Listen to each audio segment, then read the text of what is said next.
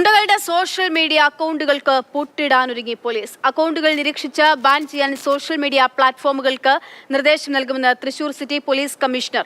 കുപ്രസിദ്ധ ഗുണ്ട തീക്കാറ്റ് സാജിന് വേണ്ടി അന്വേഷണം ഊർജിതമാക്കി.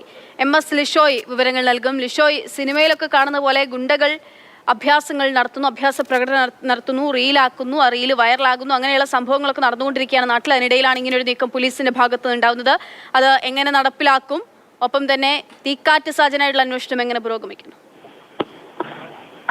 അതായത് തൃശൂർ നഗരത്തിൽ സിറ്റി പോലീസിന്റെ പരിധിയിൽ തന്നെ പല ഇടങ്ങളിലായി ഇപ്പോൾ കഴിഞ്ഞ കുറച്ച് നാളുകളായി ഗുണ്ടകൾ റീൽസ് ഉണ്ടാക്കി അത് പ്രചരിപ്പിക്കുന്നു. അതായത് അവരുടെ വലിയ വീരകൃത്യങ്ങൾ എന്നുള്ള രീതിക്ക് പല രീതിക്കുള്ള റീൽസുകൾ ഉണ്ടാക്കുന്നു. അവരുടെ ആരാധകരും അതുപോലെ തന്നെ ഒപ്പമുള്ളവരും എല്ലാം തന്നെയാണ് ഇത് ഉണ്ടാക്കുന്നത്.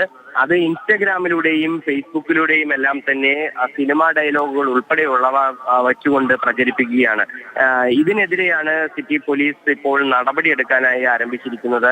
കഴിഞ്ഞ ദിവസം ഈ തീക്കാറ്റ് സാജൻ എന്ന് പറയുന്ന ഈ ഗുണ്ടാ നേതാവ് അയാളുടെ ബർത്ത്ഡേ സെലിബ്രേഷൻ തൃശൂർ തെക്കേ ഗോപുരനടയിൽ നടത്താനൊരുങ്ങി. അത് പോലീസ് തടയുകയും ചെയ്തു. ഇതേ തുടർന്ന് പോലീസിനെതിരെ ബോംബ് ഭീഷണി മുഴക്കി രംഗത്ത് വന്നിരുന്നു ഈ തീക്കാറ്റ് സാജൻ എന്ന് പറയുന്ന ഗുണ്ട. അതിനെ തുടർന്നാണ് ഈ ഗുണ്ടകൾക്ക് പിടിമുറുക്കാനായി അവരുടെ സോഷ്യൽ മീഡിയ അക്കൗണ്ടുകൾ ആദ്യം പൂട്ടിക്കാനായി നിലവിൽ സിറ്റി പോലീസ് തീരുമാനിച്ചിരിക്കുന്നത്.